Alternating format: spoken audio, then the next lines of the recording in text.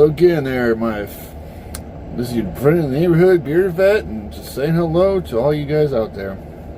All those fans of pop culture and geek culture. This is just a video, a little bit about my book. I decided, I was watching Orrin Hatch's reviews, and he was talking about his book, and it sounds really great, man. So if you see this video, definitely write that book, man. Get on that. That sounds freaking fantastic. But anyways, this is a little bit about mine. I decided I'm not going to give any spoilers about the book, but I want to give a couple of the characters and what it's going to be kind of about, and maybe even give you a little hints of some of the creatures you might see in the book. So, I'm not sponsored by anyone, but I want to do a shout out to a program that I've been using to help me organize my book, and it's called Campfire Pro, sorry. And it's actually pretty useful. It helps you, combine the world, combine all the stuff. And my brother's working on the map, so hopefully when I can come up there, whenever this thing ends and things get unlocked, I can go up there and sit down with him and finish the map design of this world and new worlds you'll see.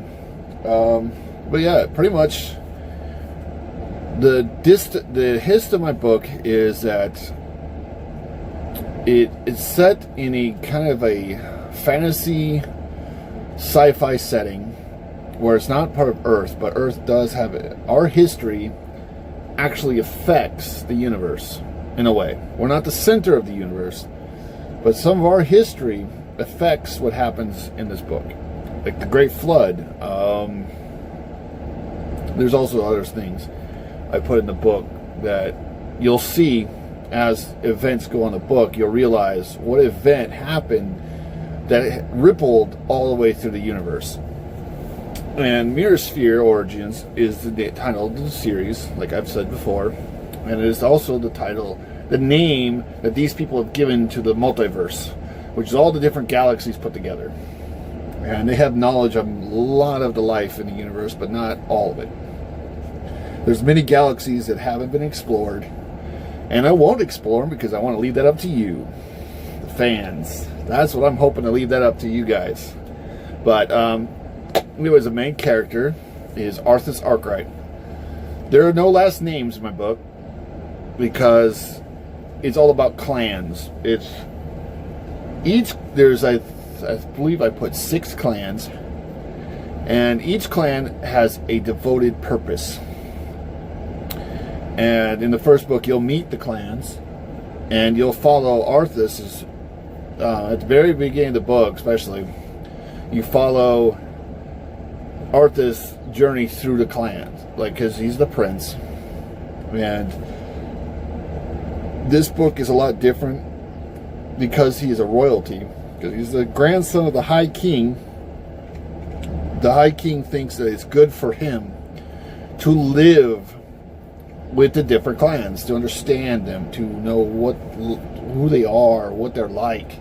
Because some of the clans aren't even the same race as Arthas. As I said before, there are two main. There's a couple main races, and there's the other races that are allied with them. There's the Kundo and Ingal. Kundo and Ingal are kind of elvish in a way. They have pointy ears like the elves, but are very different from each other because in the book, Kundo are created from Michael the Archangel's feathers, while the Ingal are created from the Archangel Raphael. These two archangels are very different. Michael is the Archangel of War, while Archangel Raphael is the Archangel of Knowledge. And so the Kundo and Ingal kind of emulate that, what their archangel was. So in the book, you'll see that the Kundo are very physical, strong, built. They have an internal attachment to the elements and to life, the life energy. There's a force from God. It's not. It's like magic. I don't call it magic in the book. I call it life force. It's literally the force, the life-giving force that God created when He created life. In my book series, God doesn't always handcraft every person, all the races. There's only seldom that you see where God has actually created a race. What happened is, in the beginning, there was darkness in God. God, darkness. Nothing else. God decided to make light. He banished the darkness to the furthest points of existence from Himself. In doing so, the darkness has its own will of its own. It wants to become that once again. Just be alone with God in eternity. It hates life. It hates the creation. It hates light. But then God didn't want to be alone, so He created life. And when He said, "Let there be life," an explosion came out of Him. His very essence poured from Him. This is that life force that spread across the metersphere, galaxies, and it started creating worlds, one after the other. And the furthest point is a galaxy within the book, in the books, that is starting to get consumed by that darkness. And out of that darkness, it creates its own anti-life beings, which are the demons, and the twisted, which we'll delve into later. But anyways, the Kundo and the Igno were created by God on a world right outside that, pretty much at the very edges of this galaxy of life. He created them from the archangels because He saw that this darkness would soon consume everything, all the living things. It would eventually consume all life. And knowing that eventually the angels are a spiritual beings. They're not a physical being. And so they can't always defend the physical realm. And so He needed to make beings that were physical who could defend the physical planes of existence. So He created these people as His shield. And that is why I called the world Malon, which I got some of the language from Gerald Tolkien's languages. I got some of them from, just made up some of them as best I could. Malon means shield. And so these people, the Kundo and Igno, are being raised by the archangels. The firstborn son is Theos. Theos. High King Theos, which becomes immortal because he passes all of God's trials. And he is made immortal, pretty much. He is the immortal High King under God. And he is raised by Michael. He is literally the firstborn of the Kundo race. And is trained personally by Michael. He's trained in all things. Government. How they're trained by the archangel how to, mine, how to farm, how to build their civilization without affecting the world around them in a negative way.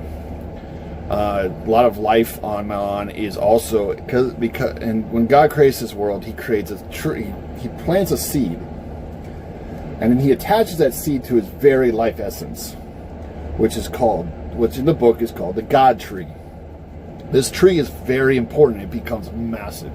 Literally, its highest peaks are in the very lower atmosphere of the planet, and it spreads.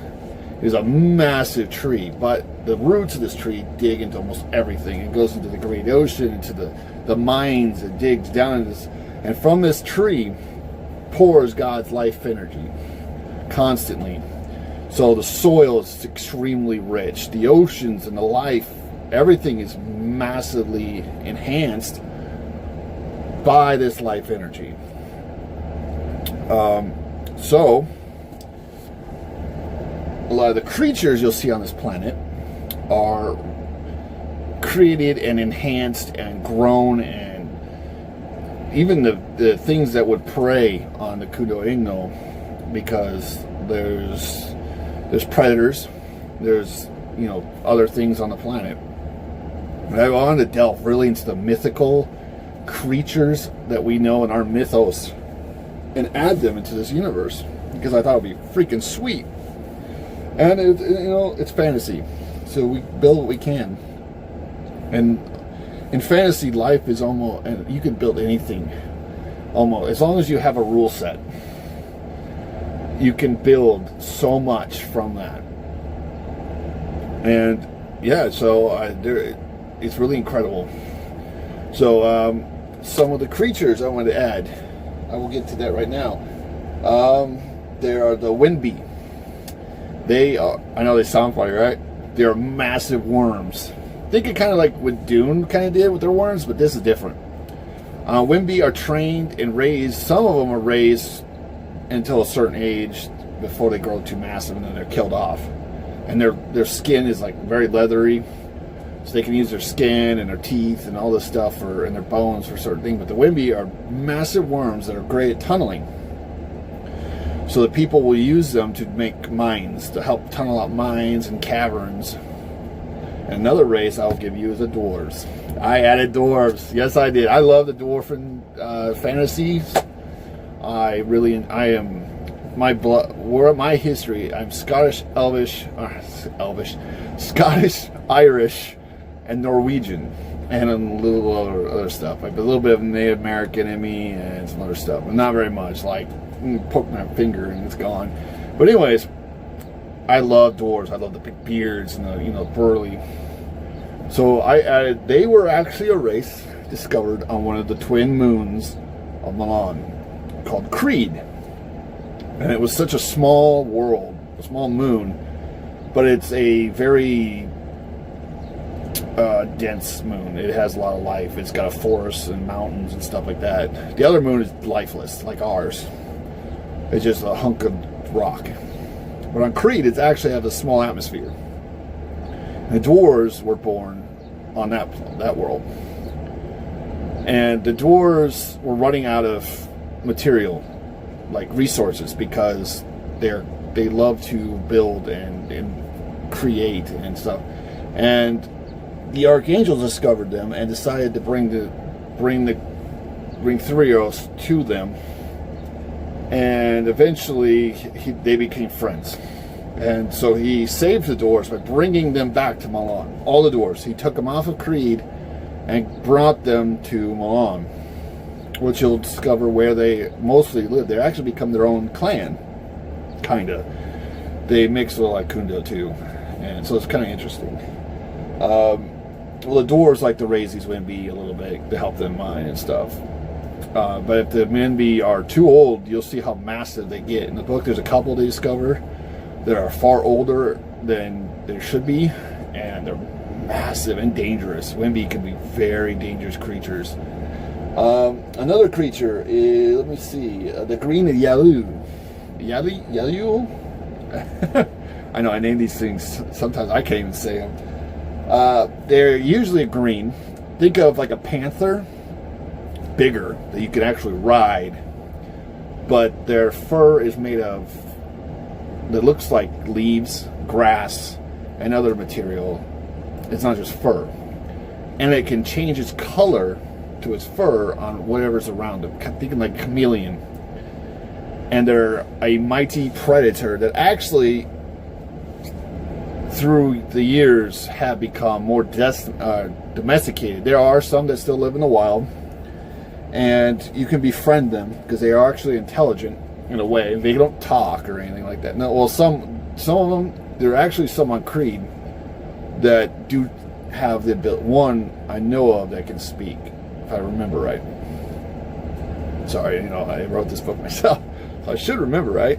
But anyways, yeah. And they're smart creatures. They understand our speak, so they understand us, and they understand people, and they could become part. They have their own personality sometimes. Most of them are just used to ride. People use them to ride around certain areas of the world. I think that's really cool. I wanted to put something like that in there.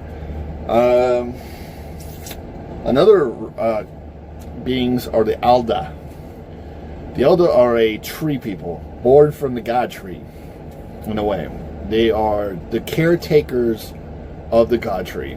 They are smart, but they don't really communicate too much with the All Mother, who is the leader of the Alda, is a very old mother, kind of like Mother Nature in a way, but as a tree being. She speaks with Theros many times, and through their years they are bonded together, and the people of Malan never ever gather wood by themselves.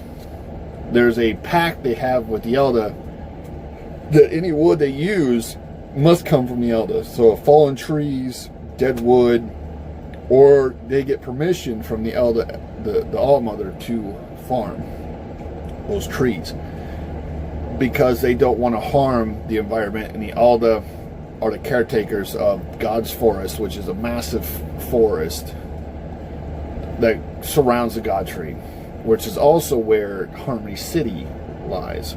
And I will talk about the different places in my world soon.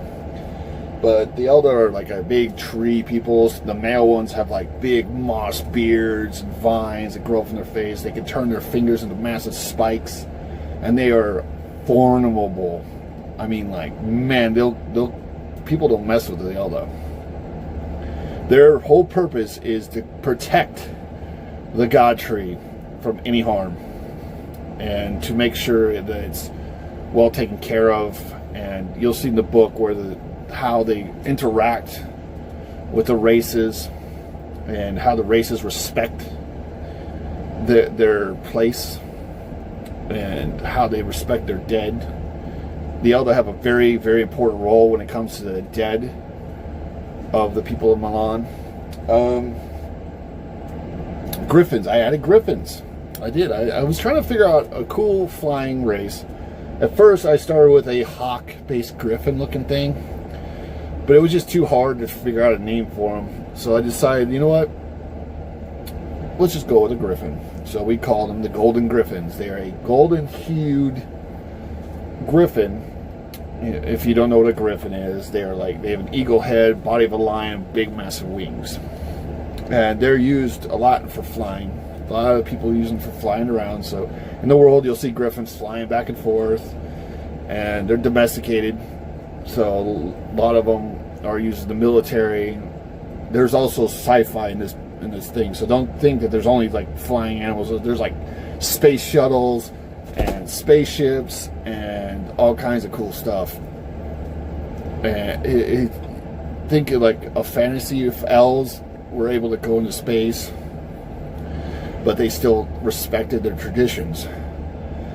So it's going to be very fantasy and sci-fi based. Some of my enemy races I talked about earlier, the demons, are fallen angels or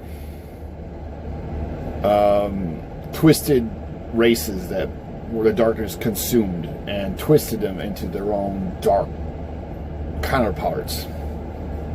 There's different levels of demons. There's demon lords, there's demon princes, which are the main enemies in these books. As you'll get to see throughout the books, they'll talk about the demon princes and how they're going to have to take on those demon princes in their own worlds. Because in the galaxy where the darkness is, it's called the Hellcore Galaxy. It's in the very farthest galaxy away from where God's presence is. And it has consumed this whole galaxy almost. And what in the book, they're going to have to go to this galaxy and try to keep that darkness from spreading throughout the universe. And so they're going to go to different worlds. And the first book, I will say, you get to meet Sloth. That will be the first demon prince they will deal with, the Sloth demon. And he will be terrifying. And you'll think Sloth, but you'll be surprised how powerful the demon prince are, because they were archangels originally, who in my book followed Lucifer, who wasn't a bad I didn't make him evil in my book. Lucifer saw the darkness in one of his adventures and feared it taking life, and he loved life. I put Lucifer as he loved life. He loved God's creations. That's why he could come up with such beautiful music for heaven. It's because he would explore these worlds that were being created by God's life energy, and he would just embrace all life. And he would go back and sing to God about all the great life that is coming forth from him. And then he met the darkness, and he saw it. He looked into the darkness and saw it consuming, and he felt fear, and he worried. So he went and turned to God, and he said, we need to destroy the darkness. God said, you cannot destroy the darkness, for it is part of me. In a way, it's not really a part of him, but it's not. It's kind of strange. So, anyways, story short, they attack the darkness. Him and 3/4 of the angels follow Lucifer against God's wishes to fight the darkness.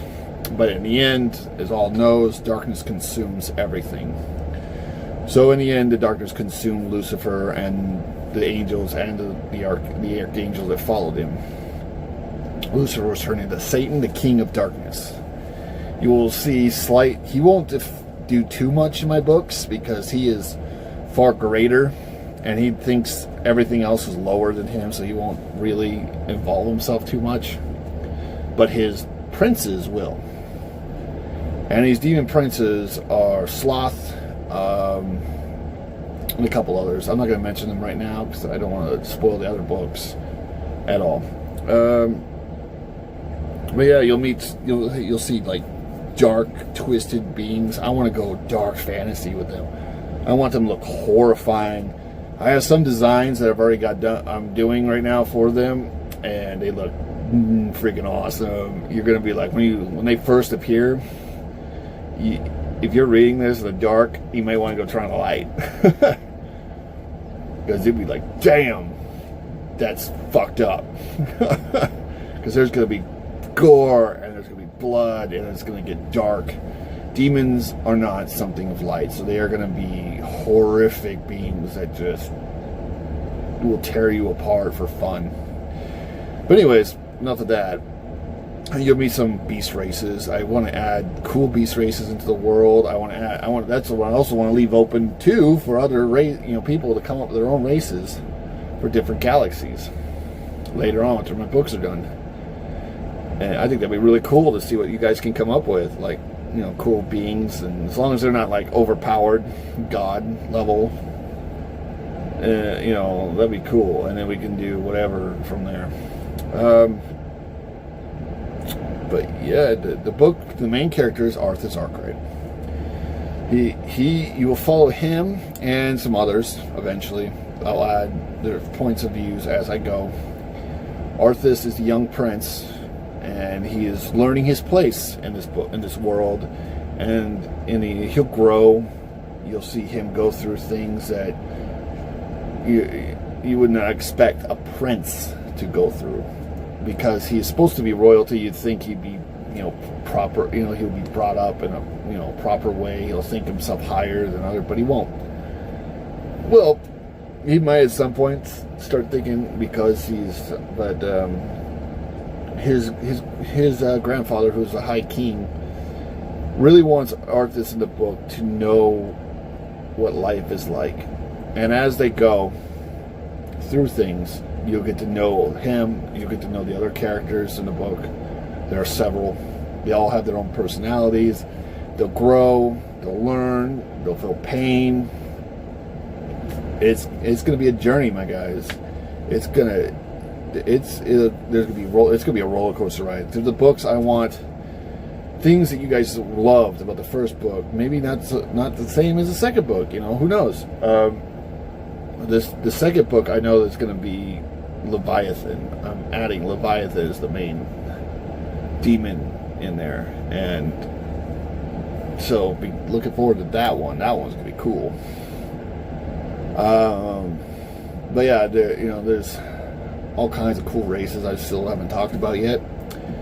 The different cultures my people, and hopefully I'll have artwork in a couple months to show all you guys for my uncle if he's looking it over now.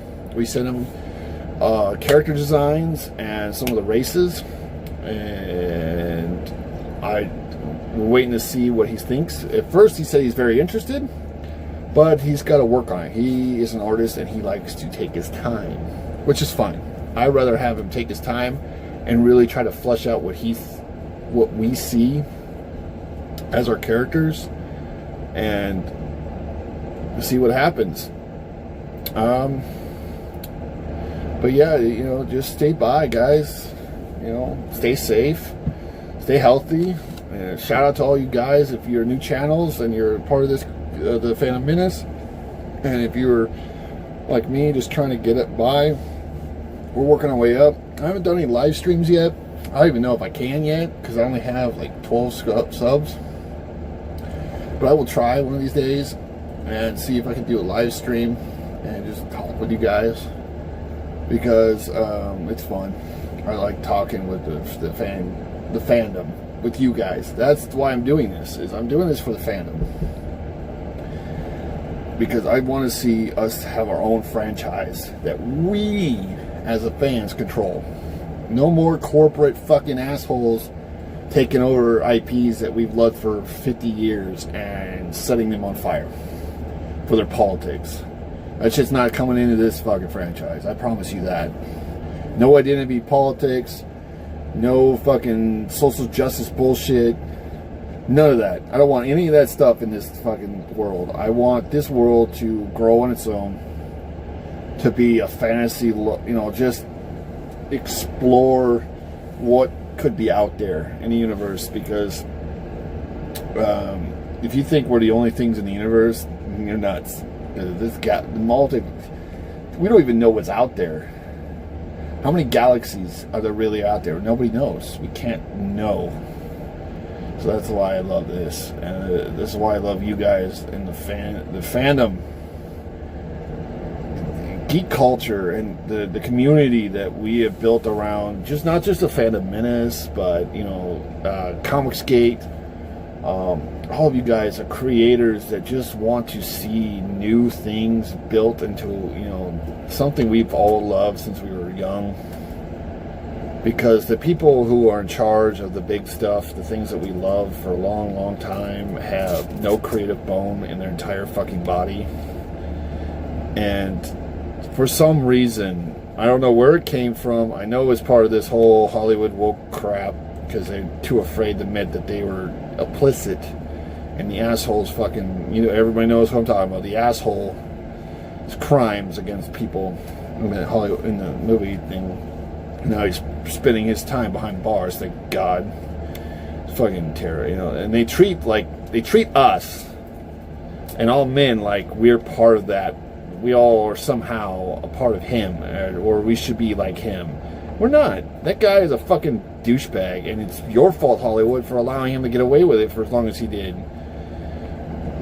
Yeah, and they treat us, the fans, like we're the problem.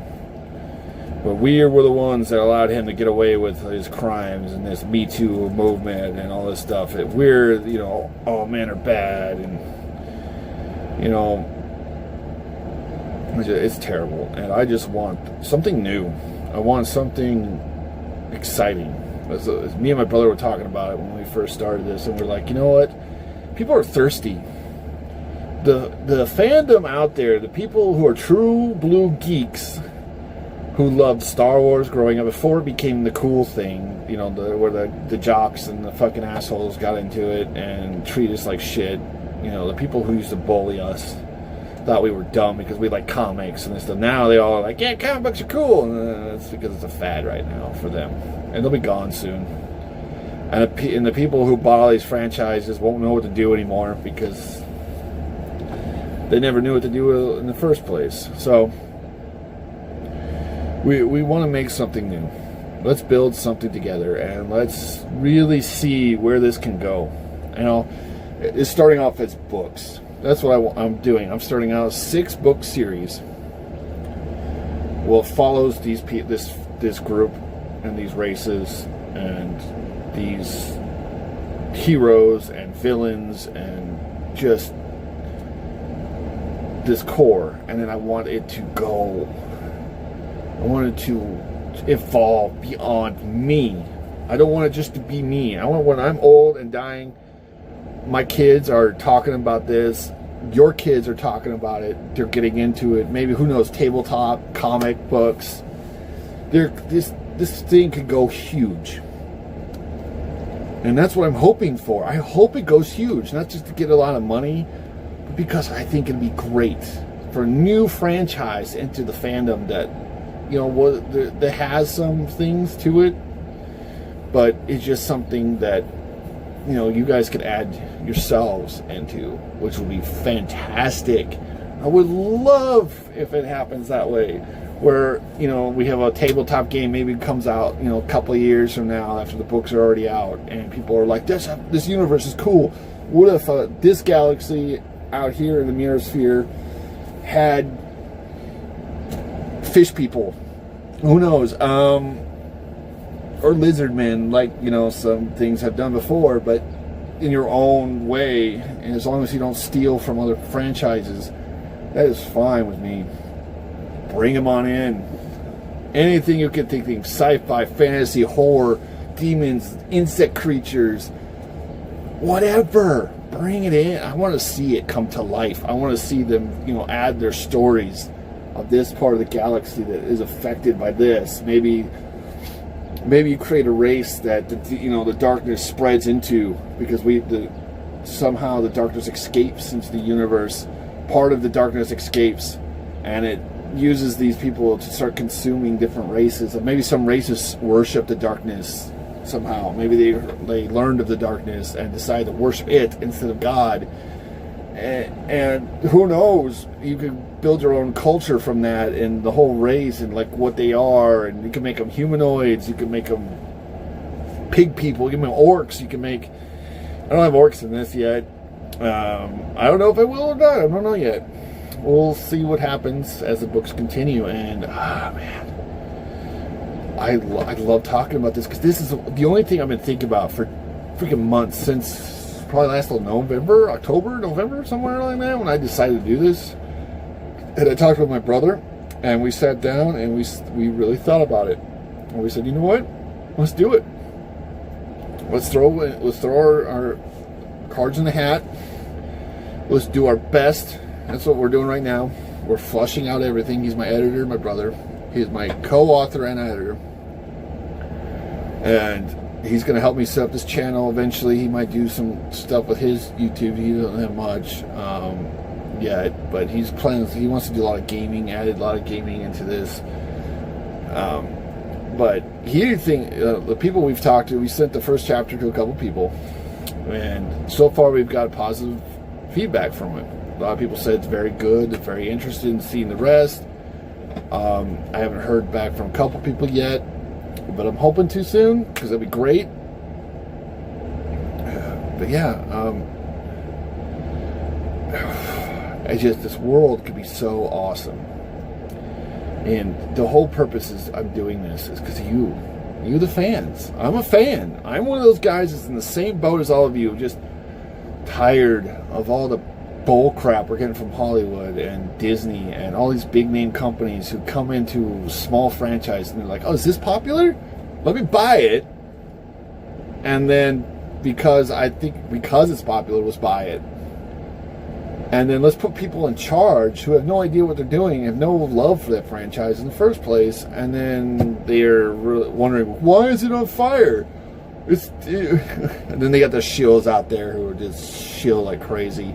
Like, it's not on fire, it's fantastic. Star Wars has never been greater. You know, they use the isms and the whatever bullcrap. This universe is going to be run by a fan for the fans, and hopefully, who knows where it goes, man? Who knows? We got tabletop's great. Hey, if someone's comic gators come to me and say, hey, especially if the books are out and it becomes popular and I have some money, because I'm not going to seek them out until my book starts selling. and I get a fan base. And as long as if I'm making money, enough money that I can hire Comics Geek guys to make comics based on these books, or make their own comics based on this universe, that would be fantastic. And I would wait till after the books are sold before I contact them. But man, it'd be cool to get some of these, because I've seen a lot of the Comics Geek. I follow a lot of them. Even Ben Skyber, your boy, I forget his name, Zach. I believe that's what they call him. And some of the other creators that have a passion. They have a true passion for what they're creating and what they want to bring you. You are what's important to them, not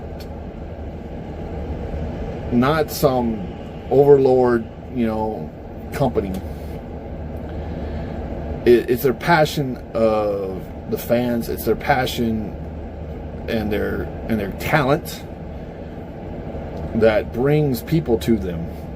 And I want to see more of that, and I would love to get them involved in this. But I'm going to wait until I can afford to pay them.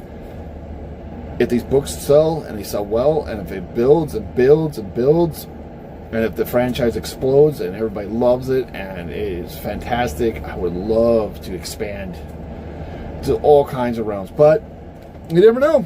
It may flop completely really hard. It could get out there and people are like, nah, not for me. I'll be like, all right. All I can do is do my best. That's all I can do. Or I can only give you my best work. And to love and respect you, the fan, and the universe I'm creating. And to keep my personal politics out. And to keep real world shit out. This is escapism. This is for people who just want to get away, who want to not have to deal with life for a couple hours a day, maybe read a book, get into another universe. That's what books were for. They were stories, and they were mythos, and they would, especially in the bleakest parts of our history, stories got people through so much. And that's what I'm bringing to you, is another way to just escape all this. I'm hoping this book is done by December. We will have it hopefully almost done written here. We're editing and we're going as we edit. My brother's working really hard for you guys and editing and helping flush out the story. I've already rewritten certain chapters several times to make it more deeper. Because when I first started, a lot of my stuff was a lot of skippy, a lot of time skips. My brother was like, I don't know if you want to do that many time skips. You don't want to start something like, all right, he's been there 50 years. All right, congratulations. Now we're going to get in another little tiny story and then move on. I did a lot of that, and he said, no. You could do some time skips, like years, a couple years maybe, here and there, but don't do it over the top. And you want to delve so much deeper. And so we got together and we started delving. And he's added and he's taken and he's helped me focus my ideas more out there for you guys. So we'll have it done. We'll find a publisher, hopefully for December. We'll get it published. And out in stores, hopefully all over the place. I want to get it in stores. I want to get it on Amazon. I want to get it audiobooks eventually. Who knows? That's up to the publisher. We're going to try to find a good publisher that I'm going to ask some people who I know are writers. If they know good publishers that they can trust. And I want to make it so I want to make sure the publishers know that I control the franchise, not them. So if they get like Netflix or some come to them with a deal, you got to go through me, not my publisher. And then you got to agree to my terms. And that is, I control the scripts, I control the hires, and I control the director. That's all I ask for. And that way, they don't hire for diversity only. They don't try to sex change my characters. They don't try to race swap whatever, or try to changed whole concepts. I've seen it. Eragon. That was one movie that I thought was a decent movie until I read the book. And then I realized, no wonder they never had a sequel to the Eragon movies, because the book author was pissed. Oh my God, did they fuck up his story. Like, bad. I'm like, Jesus. They took whole characters and just threw them out, and then changed whole characters from completely different. It was bad. I was like, oh my God. And then sometimes you don't even want that. There are things that don't belong on live screen. This may be one of them. Maybe this story and this universe does not belong on live action, and that is fine. Anime could be cool. This could be a cool anime, actually. This would be dark, like, Dracula, the Dracula series, or, stuff like that, or the Castlevania. That was dark. That was fucking cool. All right, well, this is a long video, so I'll stop there for now. But thank you for coming and just getting a taste of what is to come. And if you do your own YouTube channel, hit me up. I will try to subscribe and will follow you. If you're a big geek fan like myself, I love delving with this community. I'm bored most days, even when I'm at work. I'm not a small security guy in a small little area. So hit me up. Let me know what's going on, and stay safe and stay healthy. Like, subscribe, share. Let's get this out there so that people know that there's new stuff coming. There are new stuff coming, and I'm not the only one. There are others out there who are just like me, who are thinking to themselves, I have a story in my head that I want to tell. Do it. This is the time to do it. This is it, guys. People are hungry. This is the time for new things to be born for the fans that probably has never been seen before. So who knows? And I hope we all grow as a community. I hope we, we dominate. Who knows? Maybe whether this franchise or another one like it will blow up. Come the next Warhammer, the next... Who knows, guys? Next Lord of the Rings.